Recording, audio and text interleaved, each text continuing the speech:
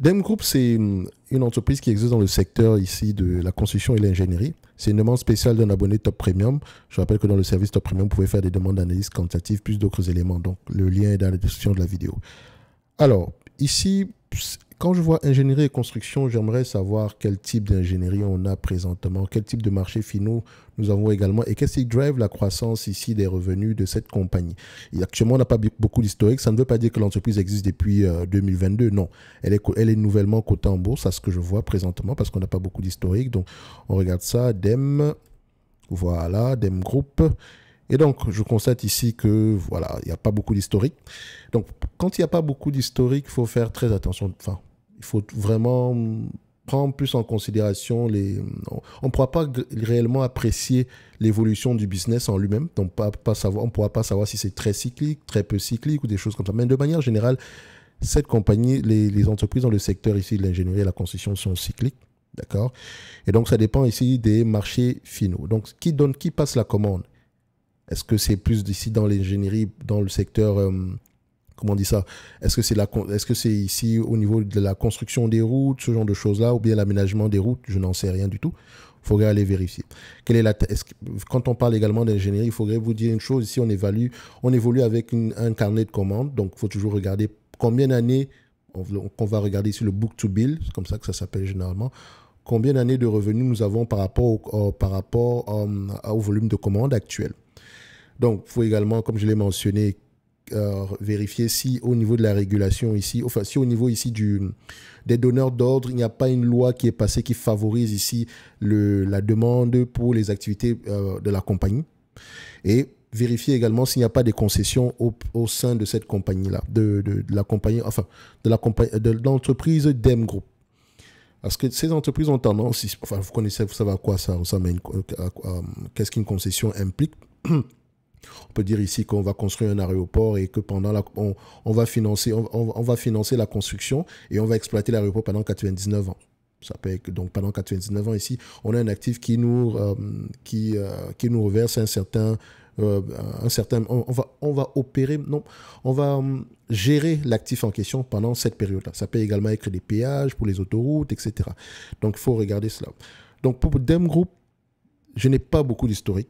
Et comme je l'ai dit, moi, je vais rester purement quantitatif. Je me pose déjà la question de savoir, aujourd'hui, je paye 18 fois les bénéfices. Je vois ici qu'il y a une certaine croissance attendue. Combien d'analystes on a sur le dossier? Est-ce ils sont 6? Pas beaucoup d'historique, comme je l'ai mentionné. Ils sont 6 sur le dossier, c'est déjà une bonne chose. Donc, 3 en montant, c'est déjà une bonne chose. De préférence, ici, une dizaine. Donc, on s'attend à peu près à 11,52 € d'ici 2026. Ce qui revient à dire ici qu'on me demande de payer 160 €, un business qui pourrait me rapporter 11,52 € d'ici 2022. Ça représente à peu près 7% de rendement. C'est une entreprise c'est un business qui va avoir tendance à s'échanger aux alentours de 15 fois les bénéfices à maturité. Vu qu'il y a une certaine croissance attendue ici, vous savez ce qu'il vous reste à faire, vérifier d'où va provenir la croissance, est-ce qu'elle pourrait perdurer au-delà de 2026. Donc, on va se dire au prix actuel, ce n'est pas mauvais de commencer à regarder en profondeur. Le bilan dans lui-même, il est safe. Il y a de grandes chances qu'il continue à croître. Est-ce qu'au niveau de l'endettement ici, c'est correct? Je peux regarder la dette nette EBITDA, la dette nette en date d'aujourd'hui, du point de vue volume. Qu'est-ce qu'on a? Nous avons une dette nette aux alentours de 20 € par là. Et par rapport à ce qui va être généré sur les années à venir, on s'attend à peu près une dizaine d'euros. Donc, on peut rembourser la dette nette en 3 ans par rapport aux bénéfices à venir. OK? Donc, à première vue, ça semble être une entreprise intéressante à aller regarder en profondeur. OK? Et comme je l'ai dit, quand on regarde le business en profondeur, surtout checker le book to bill, plus il est élevé, mieux c'est. OK?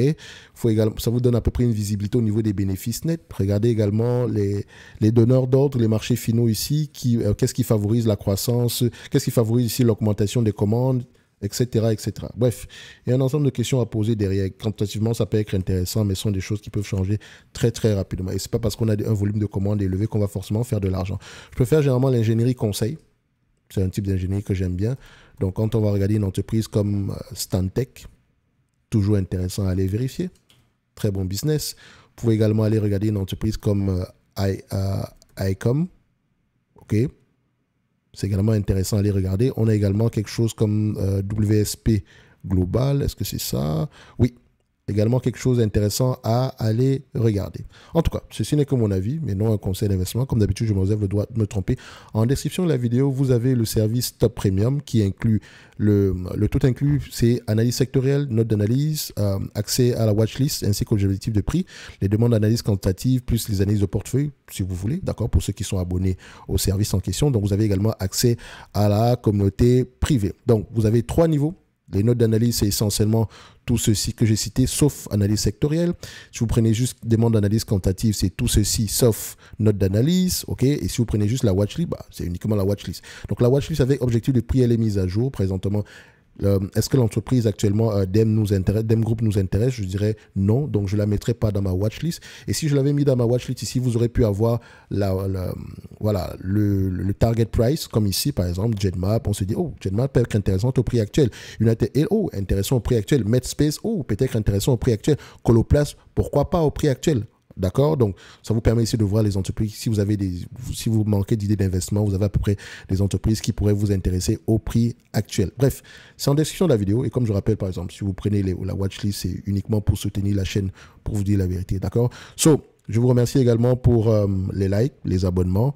Et pour ceux qui ont plus d'informations par rapport à DEM Group, au-delà des chiffres, est-ce que vous pouvez nous donner est-ce que vous pouvez les partager avec nous par rapport à certaines questions que j'ai pu soulever ici, surtout les marchés finaux sont lesquels, qu'est-ce qui favorise la commande ici, si vous avez certaines informations, laissez-nous savoir en commentaire. Ça pourrait également servir à ceux qui s'intéressent au business. En lui-même, en général, les chiffres sont intéressants. Mais voilà, il faut toujours aller regarder au-delà des chiffres. Donc, je dirais en définitive ici, mon prix, tout en dessous des 172 euros, d'accord, par rapport à l'estimation à venir. Hein. Donc, ça ne veut pas dire qu'on est légèrement sous-évalué. Non, c'est 15 fois les bénéfices. 15 fois les bénéfices, c'est 7% de rendement. Et donc, ça dépend de ce que l'entreprise va faire avec ce cash-là. Est-ce qu'elle va racheter des actions? Est-ce qu'elle va faire des acquisitions? Comment est-ce que la croissance, elle est générée? La croissance ici, elle est quoi? Organique, elle est organique ou inorganique? Il faut également voir, est-ce qu'elle va avoir tendance à racheter, à rembourser la dette? Bref, il y a tout un ensemble de questions à poser par rapport à l'allocation du capital. Et garder un œil sur les free cash flow. OK? Merci.